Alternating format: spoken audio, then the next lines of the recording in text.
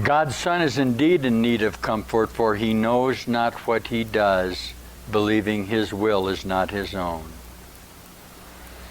The kingdom is his, and yet he wanders homeless. At home in God, he is lonely, and amid all his brothers, he is friendless. Would God let this be real when he did not will to be alone himself? Could his Son somehow escape from his mind? And if your will is his, it cannot be true of you because it is not true of him. Oh, my child, if you knew what God wills for you, your joy would be complete. And what he wills has happened, for it was always true. When the light comes and you have said, God's will is mine, you will see such beauty that you will know it is not of you. Out of your joy, you will create beauty in his name, for your joy could no more be contained than his. The bleak little world will vanish into nothingness, and your heart will be so filled with joy that it will leap into heaven and into the presence of God.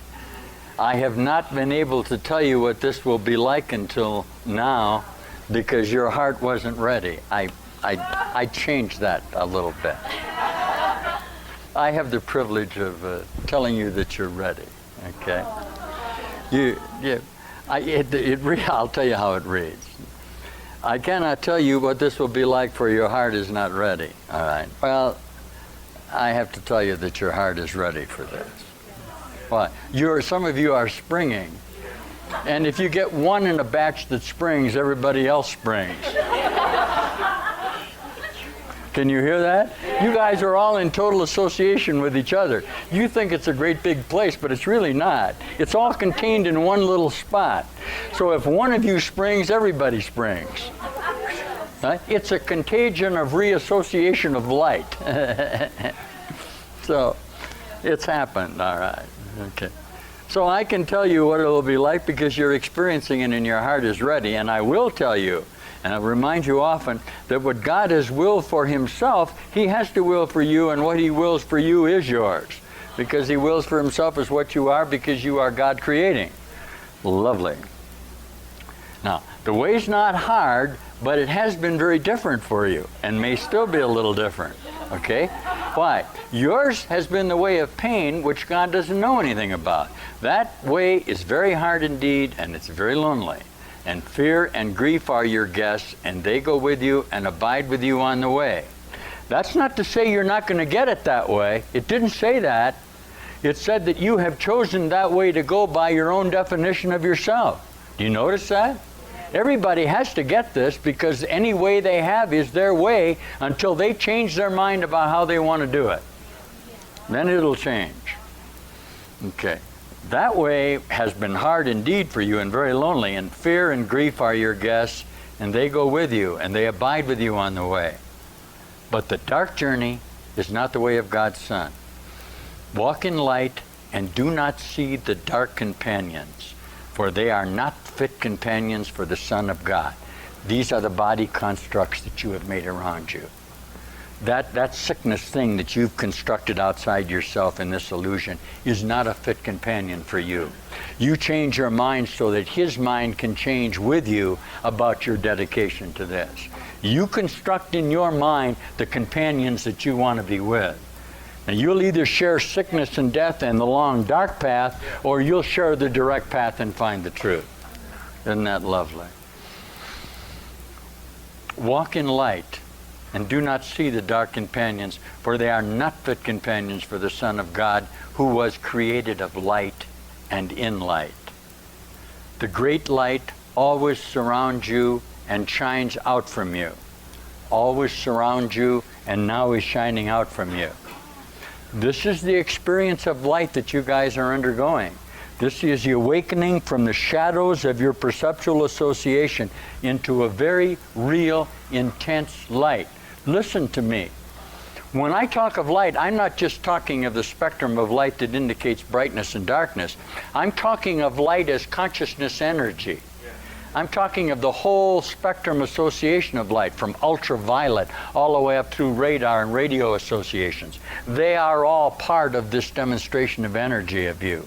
You are a child of light in a whole association with lightness, not in a conceptual thought form that is only the distance between the thought where the form has been made.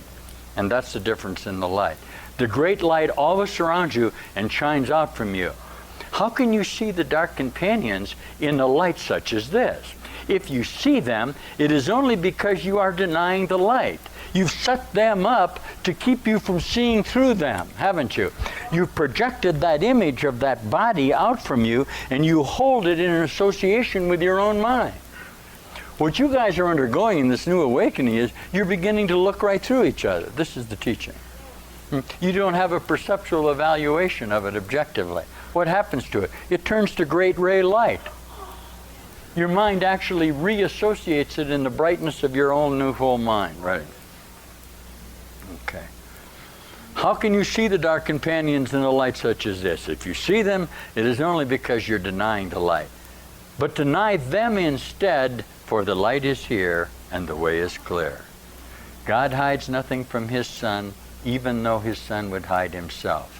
Yet the Son of God cannot hide His glory, for God wills Him to be glorious and gave Him the light that shines in Him. You'll never lose your way, for God leads you. When you wander, you but undertake a journey that is not real. The dark companions, the dark way, are all illusions, and they are not true. You turn toward the light, for the little spark in you is part of a light so great that it can sweep you out of all darkness forever. For your Father is your Creator, and you are like Him. The children of light cannot abide in darkness, for darkness is not in them. Do not be deceived by the dark comforters, and never let them enter the minds of God, for they have no place in His temple. You let the dead bury the dead. Do not be satisfied with your previous associations. The dark comforters are only those in your mind in this place who are telling you everything is going to be okay. Okay, you can share death with me in this if you want to. The guy next to you that you're in pain with, that you're sharing, he's your dark comforter. He has no reality, okay? Yeah. For your Father is your Creator, and you are like Him. Do not be deceived by the dark comforters, and never let them enter the mind of God, for they have no place in His temple. When you are tempted to deny Him, remember that there are no other gods to place before Him, and accept His will for you in peace, for you cannot accept it otherwise. Only God's comforter can comfort you. Listen. In the quiet of His temple, He waits to give you the peace that is yours. Give His peace that you may enter the temple and find it waiting for you. You can't do it if you don't give it. You can't draw from the warehouse until you know you are the warehouse. You can't know you're the warehouse until you give everything away that you have. Through the giving of everything, you discover you have the fullness. Until you do, you'll always be lacking in your own warehouse. Isn't that astonishing? See, it's like an endless circle. The more you take out of it, the more there is. Why? Because you're giving it away. It doesn't stop. It's not held in time by you. It's not utilized by you in your possessions. You don't stop it. You don't use it as potential to protect yourself and project it out from you. Creation is nothing but a continual flow of love. All you really have to do is get in the flow. Can you hear that? You obstruct it in your own mind, and you try to share. You grab it, and you try to share it with these little thought forms of you. And nobody can stop you from doing that. That's called karma. Okay, that's the memories that you have. But the Dharma is all around you. The spirit of energy is in a continual condition of creating forever. And that's going on no matter how much you glitch it for just a moment. And you say to me, well, why did I do this? You may still do that, okay? And I say, what difference does it make if it's over? You say to me, well, how long do I have to keep on doing it? Can I bring all this up? I say, you're going to be whole no matter what you do. It doesn't make any difference. Your admission of that puts you into the flow of creation, which is what everything is. All right? And you are that. Ready? Give his peace that you may enter the temple and find it waiting for you. But be holy in the presence of God, or you will not know that you are there. You can't. Where is God? Here. You can't know you're there until you are holy in your own self, until you decide there is a God and you want that more than this. For what is unlike God cannot enter his mind, because it was not his thought and therefore does not belong to him. And your mind must be as pure as his if you would know what belongs to you. Guard carefully his temple, for he himself dwells there and abides in peace. You cannot enter God's presence with dark companions beside you, but you also cannot enter alone. That's one of the tougher sentences in the course. You can't get there by taking your own thoughts about what your brother is with you. You haven't forgiven them totally, have you? You're demanding recognition for your mind at the place of God. Yet you cannot go alone, because all of your projections, which are the creations of your mind, must go with you in order to be whole. You see what forgiveness offers you, teachers? Salvation. Huh? That's what that says. Isn't that lovely? Isn't that lovely? All your brothers must enter with you, for until you've accepted them, you can't enter. For you cannot understand wholeness unless you are whole. And no part of the Son can be excluded if he would know the wholeness of his Father. In your mind, you can accept the whole sonship and bless it with the light your Father gave it. Then you will be worthy to dwell in the temple with him, because it is your will not to be alone.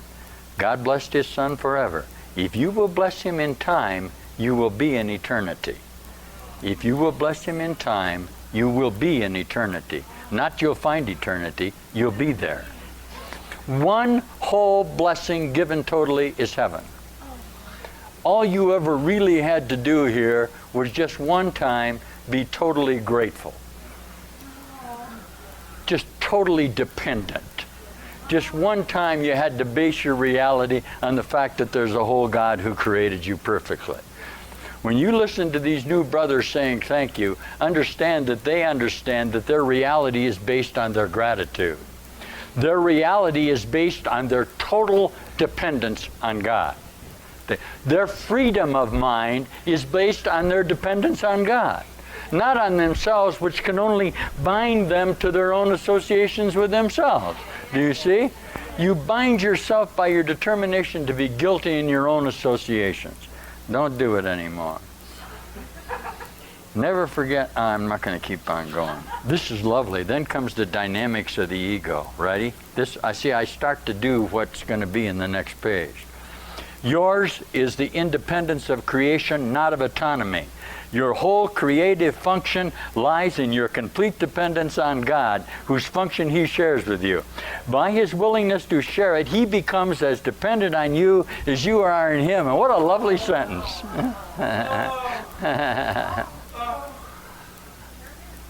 That's what Meister Eckhart said, didn't he? 1299, standing up in a sermon in Germany. He said, God's dependent on you as you are in him. What's a father without a son? What's a son who tries to make himself? Huh? Nothing. See? It's our total dependence that gives us the freedom. It's our autonomy or separation that condemns us to death.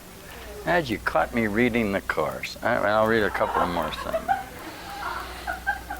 He is dependent on you as you are on him. Do not ascribe the ego's arrogance to him who wills not to be independent of you. He needs you. He's totally dependent on you. Please forgive God. He asks for your forgiveness. He cries. He's lonely because you're not there with him.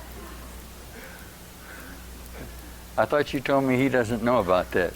You know about it and you're lonely. You see that? Isn't that something? Can you believe that autonomy is meaningful apart from him? The belief in ego autonomy is costing you the knowledge of your dependence on God, in which your freedom lies. The ego sees all dependency as threatening and has twisted even your longing for God into a means of establishing itself. But do not be deceived by interpretations of your own conflict. Isn't that nice? This is the way you're going to start reading this now, aren't you? Because you're going to say, yeah, this is the truth.